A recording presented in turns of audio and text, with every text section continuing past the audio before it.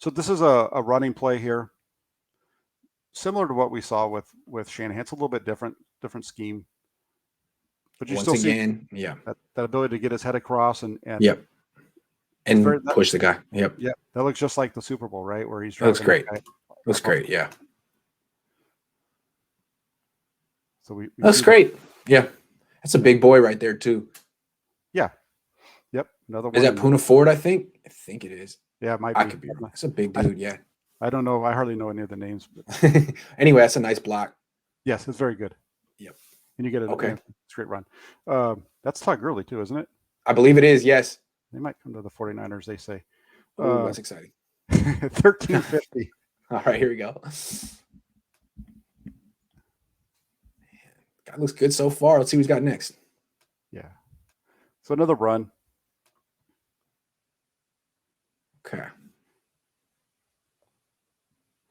On this one, he doesn't get a whole lot of push, and he gets some help, but that's a really good job. He kind of starts to slide off. That's a really good job by the nose tackle to stand him up and be able to disengage and really force this play to the outside. Yeah, if that's Puna Ford, and I think it is, that guy's a hell of a player. Yeah, and Yeah. he beats him here, and Yep. and their inability to move him is what blows this play up. Yep. Absolutely.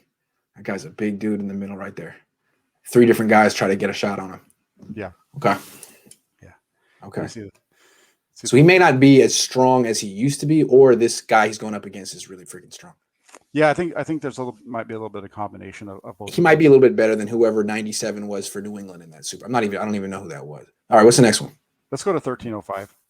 Boom, 2 plays later. Got it. Yeah, we're going to pretty much just stay in the first quarter with this one. Very good. Works for me.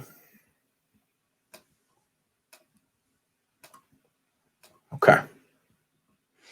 So pass pro on this time he's uncovered, so he's going to have to look for somebody to help. Mm-hmm.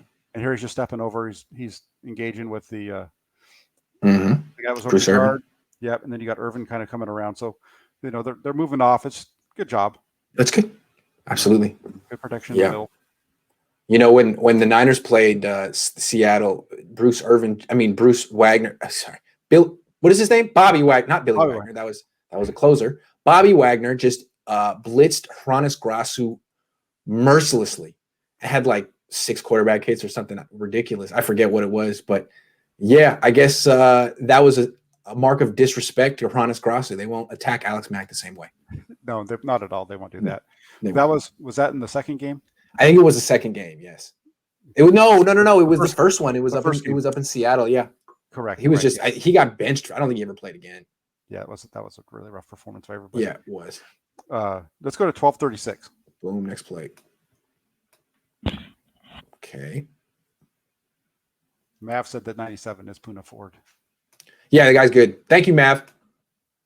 Dude is good. Big. He's a little bit like Vita Vea, but I mean not as good, but that kind of a player.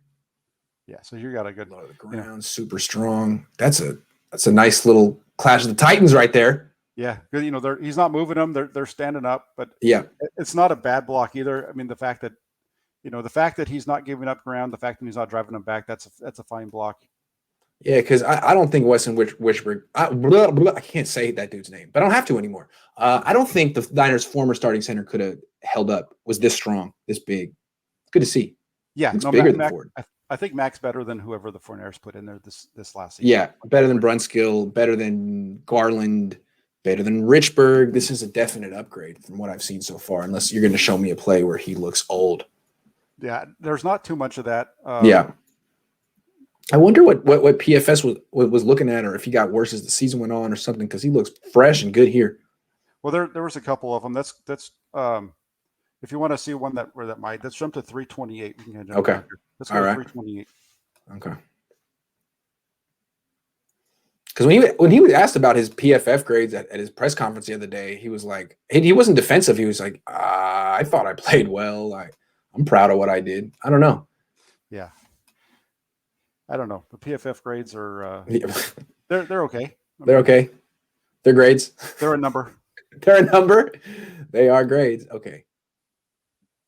And on this one, this is an example where he's going to miss the block here. So he's got to get upfield to cut off Wagner.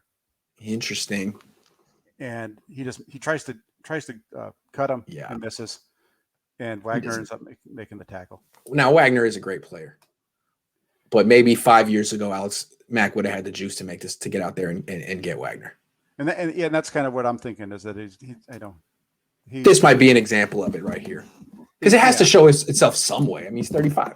Yeah, it shows itself a couple of times in this game. There was one earlier too where in this one where he's trying to get upfield and you see him kind of not being able to get up as much. So he may not be the second level blocker he was 5 years ago, but he's clearly still solid and strong in the middle. Yeah, he's definitely going to be. I think he's going to do well when guys are head up on him. I think he's going to be able to move in the box really well. It's let's wait and see. You got to remember, like you just said, Wagner's a heck of a linebacker too. Yeah, he would evade that block from a lot of people. Yeah, that plays a little bit of it too. So any more? I think we can probably stop there. I mean, that's cool. That's cool. I think it gives people a pretty good idea of it. Alex Mack's a guy that I really like the fact that that they brought him in. I don't understand it. He's old. They didn't give him a long-term contract, but I think he's really going to be able to solidify the offensive line. I think that was the one piece that's missing. And everybody around him, I think, is going to be better because of the fact that they have a leader in the middle. No question. He's definitely better than Richburg from what I've seen already. He's better than anything they had last year. I don't know that he's necessarily better than like Rodney Hudson. He's not. Rodney Hudson is younger and would have been a big-time addition. He would have been expensive. The Niners can't afford him. They created cap space, but they didn't get Hudson. They got Mack, and he's definitely an upgrade. He fits the offense. You can see it. The only question with Mack is, what's he going to have left? He seems like he has a lot left, and for an old guy, he really hasn't missed many games in his career. So if he can at least stay on the field and prevent the Niners from playing his backup, that's good. Yeah, he's been solid. He hasn't missed games. I think the only reason he missed last year was a concussion. Those things are things you really can't control. Just depend, it's your head. It's a little different than some other issues that you could be dealing with. So, but it's not like Richburg, who missed 12 games with a concussion before he signed with the Niners. Mack missed 1, so that's a good sign. Yeah. Correct. Yeah. So he's a guy that definitely has that longevity. He's the guy that you kind of wish Trent Williams was in terms of the ability to stay on the field. Where that's who the Friars are hoping that Trent Williams is going to be moving forward with the way that they've structured his contract, because he needs to be able to play 15, 16 games a year to right. Because nothing makes a player hungry to get back on that field every week like a $30 million check before the season starts. That's the way to create incentive. That's just how human nature works. I'm sorry, I'm snarky today. I don't know why I am. I was watching Trent, and he was just talking.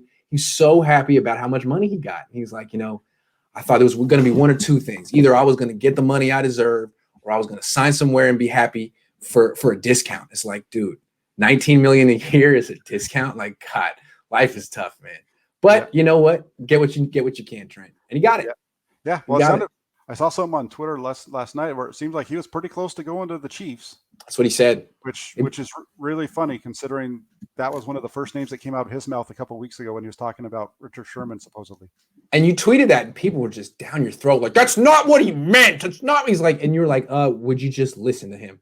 Would you just listen to what he's saying? And he was telling you who the other suitors were. And he told I don't know if I'd said at the beginning, but he told the writers during the press conference just before we went on how he signed. He said that basically things had stalled out between the Niners and Parag. Those were his words, stalled out, Niners and Parag. He'd gotten a better offer from the Chiefs, and he had promised that he would call Kyle before making any decisions. So he's going to dinner somewhere like Morton's or something, and he calls Kyle and says, look, if you won't up your offer, I'm about to make my decision. Let me know what you're going to do. Kyle calls him. An hour later, the agent calls him and said, done. So I guess Kyle called Parag and said, excuse me, this is my team.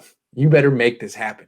So when Jack and I question the structure of the contract, we do so because it's a very non-Parag contract, right? It's like, since when does Parag lock in players with no ability to get out for years? Oh, no, that's what Kyle does. So it could work out, but it's a very Kyle Shanahan contract. Yeah, it's a rough contract because they're going to be paying him $26 million in year 3. So regardless of what you say, that's what it looks like. And in year 3, he's going to be $35 million. Sure, they can lower the cap hit in 20 at that point, but he's going to be 35, so you're going to be kicking that can down the road again, and building up, worse dead cap down the road if you do that.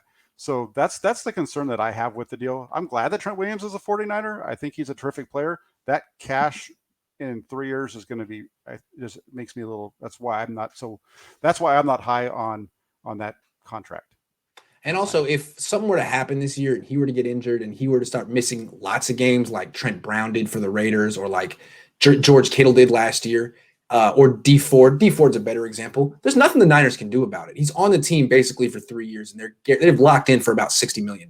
So, I'm not counting on him to get hurt. He hasn't missed a ton of time like that, but he's my age. And I tell you, Jack, I'm starting to feel old, man. I'm starting to feel old. I wake up at 3 a.m, my back hurts. I don't know why. It hurts.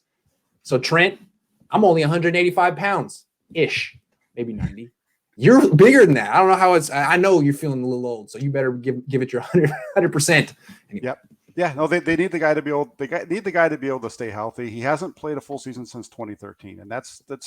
I understand people don't like to hear it, but that's just really the fact, is that he hasn't played a full season. 2013 was the last time he played a full season, and it's scary. Yeah, but. And the other thing is, when I saw Mack in his press conference, I was thinking, man, that guy looks old.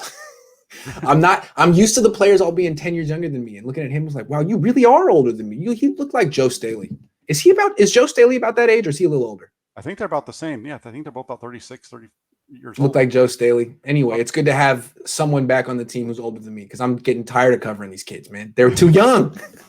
Well, the 49ers, when you think about it, I mean, they've gotten old, right? Over the last year and a half, 2 years, they've really put a lot of age into the team, trying to get veterans that are older. Including today, Zach Kerr, yesterday, Tavon Will. Every player they sign is a 1-year deal, 30-year-old guy. It's like, man, you guys really think you're going to be making moves in the playoffs this year? Well, God love you. I hope Jimmy Garoppolo stays healthy, or you draft a quarterback that I don't see coming. I don't know. Yeah. We'll see how it works out. We'll see how it goes.